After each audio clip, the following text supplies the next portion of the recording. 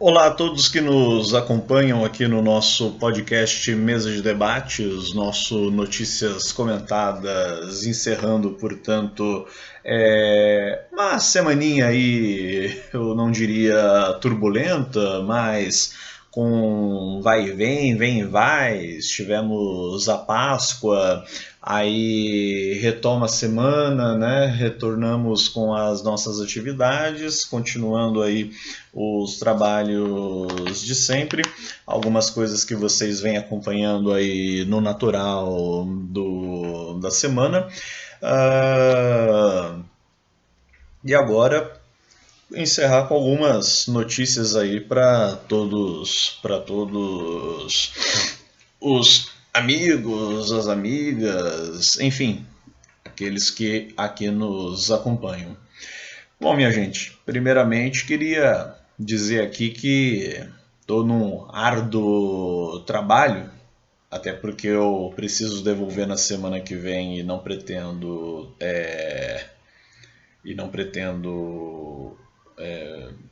ah, renovar, né? Pedir mais um prazo. O livro, o extenso Grande Sertão Veredas de Guimarães Rosa, um livro excelente, diga-se de passagem. Acho que, embora eu tenha gostado mais do Sagarana, mas o Grande Sertão Veredas, creio que o grande clássico de João Guimarães Rosa, que fala muito aí sobre o homem no sentido da humanidade, o homem sertanejo e o homem universal. Então, como essas coisas acabam sendo, na verdade, ali tão próximas, se a gente for analisar o que se passa mais aqui, né? E claro, aqui também nos personagens envolvidos. Mas o programa de hoje não é para falarmos aqui de literatura, é apenas uma sugestão para aqueles que queiram acompanhar. E eu admito que estou apanhando um pouco da leitura, aliás, agora nem tanto, mas comecei apanhando dela aí mais no começo, mas depois já fui dando uma desenvolvida melhor ao ponto de que com o recurso do audiolivro ou audiobook, para alguns que por algum motivo acham que é mais chique falar e pronunciar dessa forma, enfim, cada um cada um quer falar, abordar aí de alguma maneira, mas isso daí para mim não faz diferença nenhuma. Então fica esse tal de audiobook, audiolivro, enfim. Pelo recurso do audiolivro, estou aí fazendo uma espécie de leitura didática. Eu coloco o vídeo, né, o áudio para acompanhar a leitura.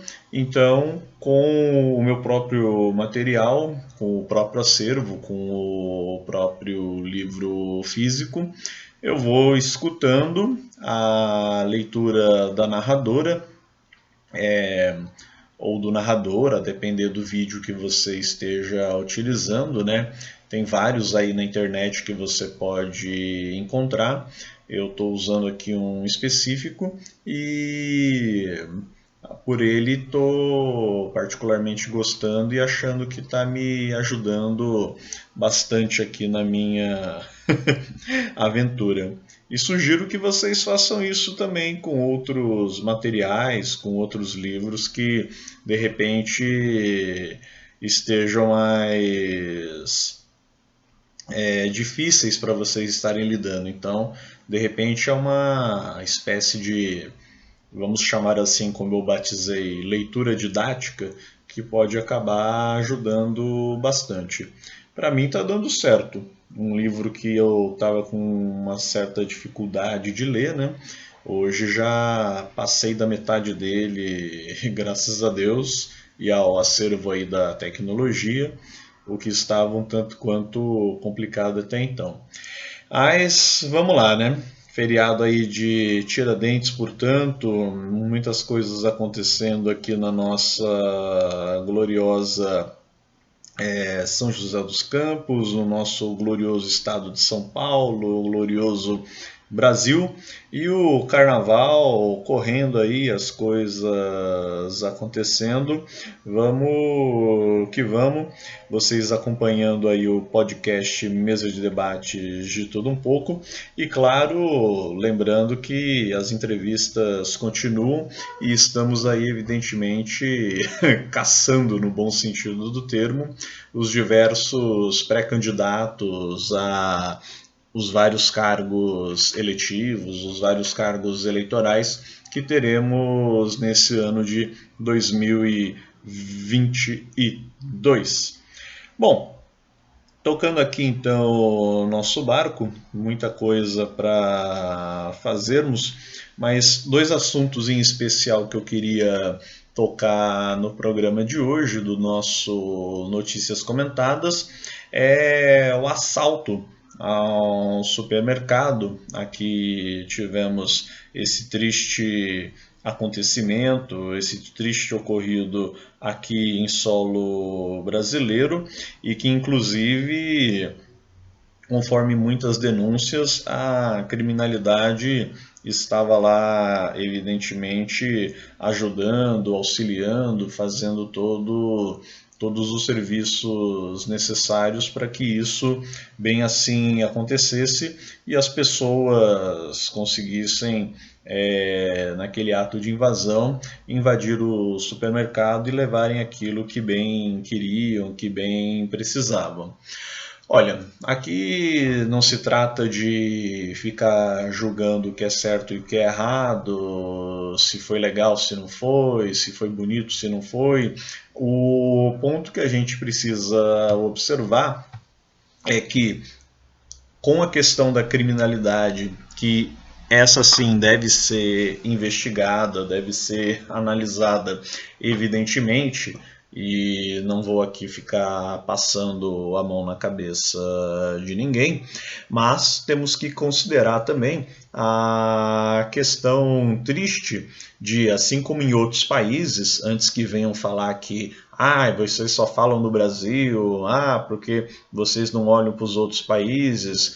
A gente tanto olha para os outros países que a gente sabe que a crise é mundial. A questão é como cada governo vem tentando trabalhar e atuar dentro das suas realidades, e sabemos que, assim como está havendo problemas na Argentina, na Venezuela e outros países que em nada, na nossa perspectiva, podemos chamar de socialismo, também está havendo em países mais claramente capitalistas, como é o Brasil, entre tantos outros, o mesmo problema da mazela da fome e da mazela das crises sociais.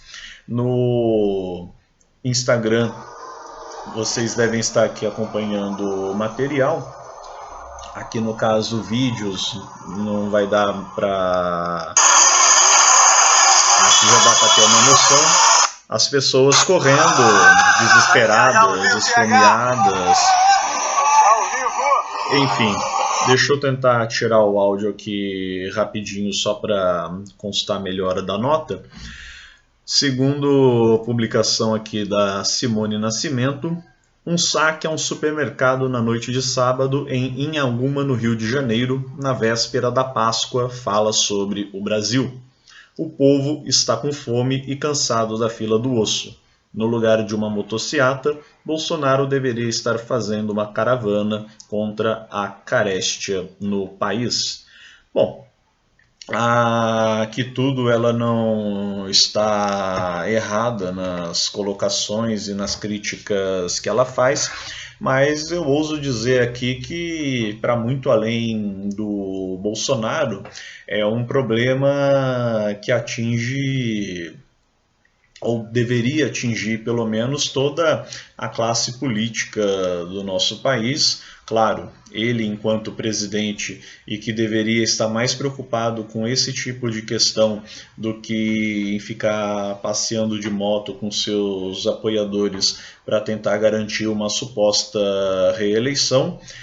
Temos aí também governadores, prefeitos, uma leva de políticos, forças, enfim, as pessoas que têm o poder da decisão, têm o poder da caneta, que poderiam estar lá de fato agindo, mas não agem e simplesmente por quê? Porque a população, infelizmente, está abandonada. Aí nós somos os radicais, nós somos os extremistas, nós somos aqueles que querem ver tudo pegando fogo. Na verdade, o que conta é que nós estamos desiludidos da política, ou pelo menos da política burguesa, e quando se diz em política burguesa, você pode pegar desde a política fascistoide, representada por Bolsonaro e seus asseclas, até a política burguesa liberal, a política democrática liberal, representada por candidaturas como as alianças esquisitas que Luiz Inácio Lula da Silva do PT tem feito, também em parceria com grupos que vão do PCdoB ao PSB de Geraldo Alckmin, raspando aí no próprio PSDB, ele que, o ex-governador de São Paulo, que é um tucano histórico, e daí você pega todas as demais candidaturas, as chamadas terceiras vias e verdadeiros projetos falidos de terceiras vias que não agregam e muito menos conquistam apoio popular, não conquistam a confiança do grosso da população, que, como havia dito, e aqui a moça também comenta no vídeo, né, está cansada, indignada, está na fila do osso e a grande verdade é que se sentindo abandonada. Eu não vou entrar em detalhes partidários, até porque essa não é a nossa função aqui, e eu também não quero correr em crime eleitoral ou qualquer coisa dessa natureza. Mas, a bem o que se vê, é isso em resumo. O que está sendo necessário discutir nesse momento eleitoral de 2022, e isso já é algo que deveria estar sendo discutido há muito tempo, em especial pela esquerda que se diz revolucionária, é o quanto a população está na prática abandonada, o quanto as candidaturas, sejam elas liberais, fascistoides, de direita, de extrema direita ou de centro-esquerda, se assim preferirem, mas que no fundo todas acabam tendo o mesmo pano da burguesia, né, do pensamento burguês. A verdade é que enquanto se sustentar essa política, enquanto se sustentar essa filosofia, a população estará realmente abandonada e cenas como essas, é triste dizer isso, mas quem sabe cada vez mais recorrentes no Brasil. E repito, não estou dizendo que isso foi bonito, que isso foi louvável, mas são atos de desesperos que ocorreram, infelizmente, num país que, assim como tantos outros, está em crise, está com preços altos, está com inflação alta e precisa que as forças políticas se mexessem e precisa que o sindicato, as organizações de esquerda, os movimentos sociais discutissem menos a política eleitoreira e sim a política mais ampla e geral de mobilização, lutas e trabalhar com esse sentimento de indignação da população, para que a própria população fosse agente de si mesma e derrubasse tudo isso que a gente está vendo aí é algo que particularmente gostaríamos de estar vendo. Agora, vai daí o que é que realmente interessa na política de cada um. Um problema que vamos ter que conviver aí por mais algum tempo, provavelmente. Até pelo menos haver uma mudança de paradigmas aí nos diversos grupos políticos nacionais. E o presidente Jair Bolsonaro assinou, nesta quinta-feira, decreto que dá indulto ao deputado federal Daniel Silveira, do PTB do Rio de Janeiro, condenado pelo Supremo Tribunal Federal a 8 anos e 9 meses de prisão pelos crimes de tentativa de impedir o livre exercício dos poderes e coação no curso do processo. O anúncio do indulto foi feito por Bolsonaro por meio de live nas redes sociais. O decreto foi publicado logo após a transmissão em edição extra do Diário Oficial da União. Nota que entregue pelo Bob Matias, ele que é um jornalista joseense, radialista também, conduz aí o site revista ahoradaverdade.com.br, e não, antes que perguntem, não é de esquerda, mas uma nota aqui que eu achei interessante na perspectiva dele trazer aqui para o canal. O deputado Daniel Silveira, acho que dispensa comentários aí, um político que, ao se olhar, parece aqueles famosos leões de chácara, né? Aqueles seguranças de balada, como o pessoal costuma dizer, ou mesmo um rato de academia, ao andar sempre com aquele encorpado, aquela postura, parecendo que mergulhou numa piscina de anabolizantes, mas até aí é um problema mais pessoal dele, né? Evidentemente não vou entrar no mérito dessa questão ou não, nem estou dizendo que ele faça uso desses químicos, apenas estou dizendo que em muito parece. Mas a grande questão é, num momento de tanta necessidade de fazer algo mais importante para o país, o presidente Jair Bolsonaro, embora isso já fosse esperado e não é algo errado, não é algo que fira a lei nesse aspecto, realmente o indulto ele tem esse direito, né? Isso é concebível para ele enquanto presidente. Eu sinto dizer isso, mas parte da esquerda erra ao querer falar que isso é inconstitucional, que isso é errado, que isso é crime, que isso é aquilo. Na verdade, esse indulto, propriamente, até segundo informações que fomos atrás, informações que obtivemos, ela não contraria a lei propriamente, e até o próprio Alexandre de Moraes, ministro do Supremo Tribunal Federal, reconhece esse detalhe.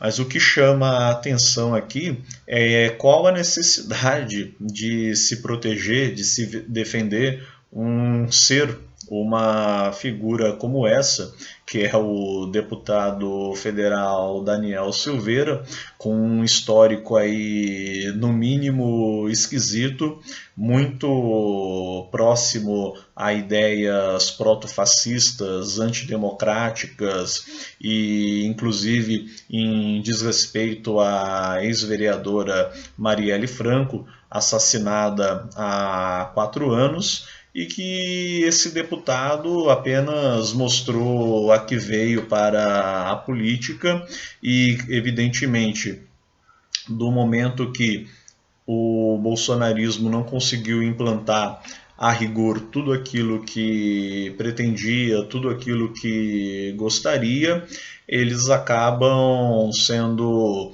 o braço forte, sem trocadilhos, de um movimento que precisa pressionar e precisa, consequentemente, mostrar para os outros poderes que estão com o poder executivo e as coisas precisam acontecer, nem que sejam na marra.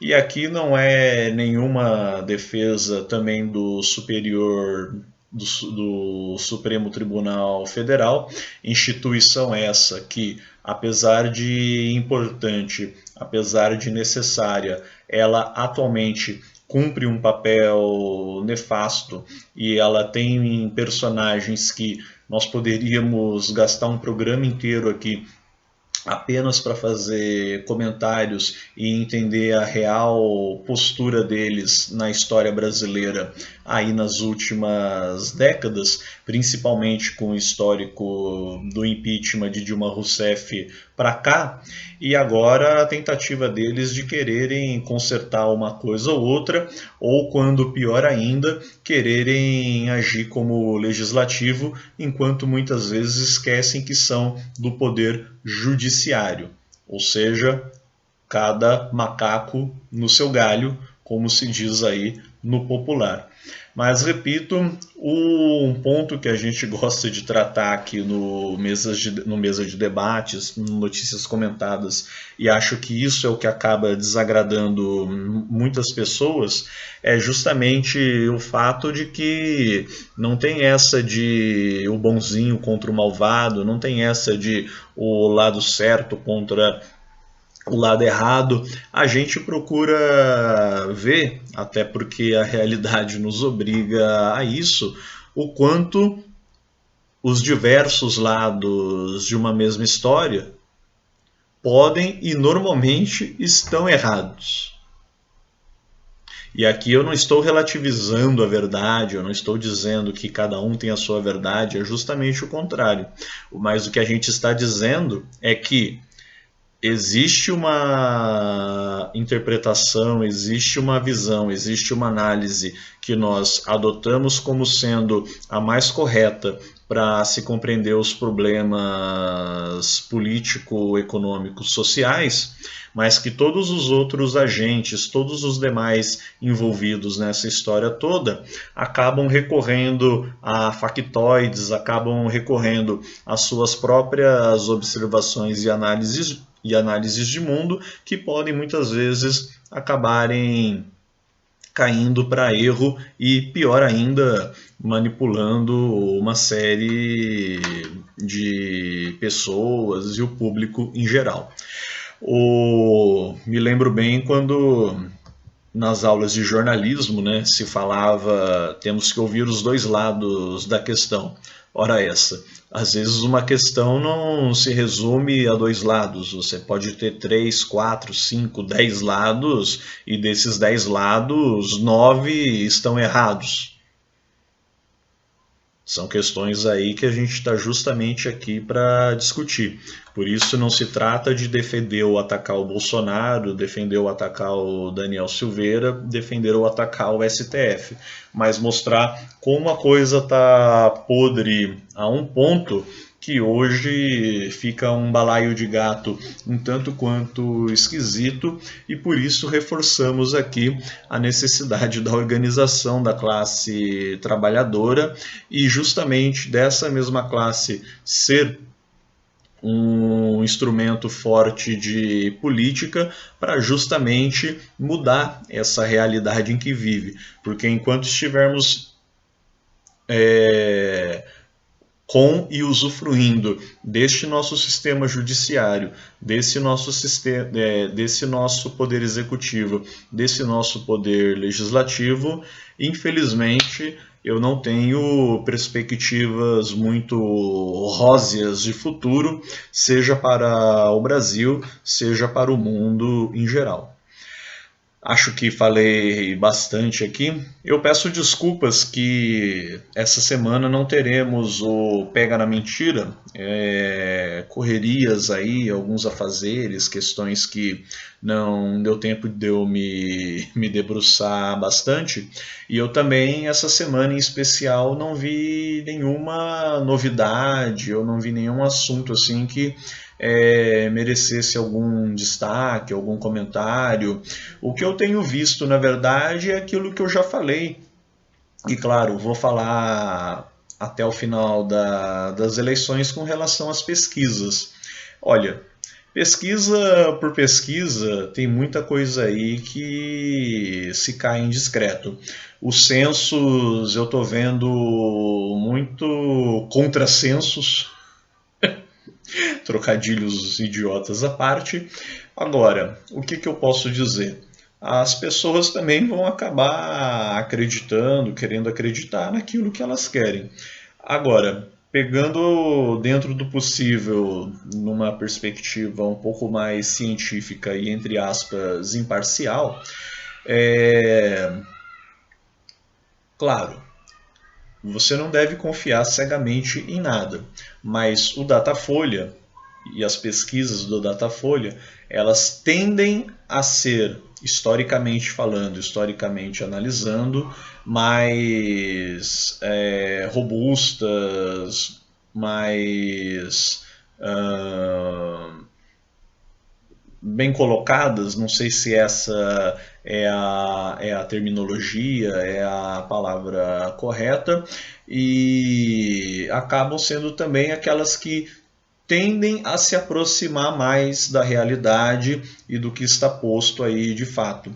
Até porque já estamos num tal de guerra de institutos de pesquisas aí que está também me preocupando um pouco, né? Já cheguei a ver até ao ponto de institutos de pesquisas se criticarem entre si, e também no noticiário, também no jornalismo, os repórteres, os jornalistas colocarem, né, mesmo que de forma oportunista, querendo criar até uma espécie de guerrinha entre os institutos de pesquisa. Mas, como eu disse, nada de tão novo no front. Você continue acompanhando aí a questão eleitoral. Eu não vou entrar em maiores detalhes, como já disse aqui algumas vezes. Vou estar falando desse assunto, mas eu só vou estar levando realmente a sério essa história, sendo que ainda tem muita água para rolar. Provavelmente lá para junho, julho, esperar virar o semestre aí, esperar o que vai ser nesse restante de abril, esse maio e consequentemente junho, para aí sim, com os partidos definindo as suas candidaturas e a gente sabendo o que é que realmente vai ser daqui para frente, aí eu vou começar a dar um pouco mais de razão e credibilidade para seja lá qual instituto de pesquisa aparecer aqui na história. Mas claro, repito, isso não significa confiar cegamente em nada, até porque aqui a gente não confia cegamente em nada, mas significa tratar de uma forma um pouco mais científica os dados e as análises que nós tivermos em mãos. É isso que eu queria colocar para vocês no dia de hoje. Era isso que queríamos propor que vocês viessem aqui refletir com a gente. É claro, sabemos que muitos não hão de concordar e também nem é essa necessariamente a nossa finalidade. A finalidade é justamente pensarmos, embora seja muito diferente, principalmente nos dias de hoje, mas tentarmos pensar um pouco diferente, inclusive daquilo que estamos acostumados a pensar. Muito obrigado, minha gente. Falei bastante, hoje até um pouco aí na linha do improviso, né? Mas acho que deu para a gente refletir legal com alguns assuntos em questão. Um ótimo final de semana e tchau!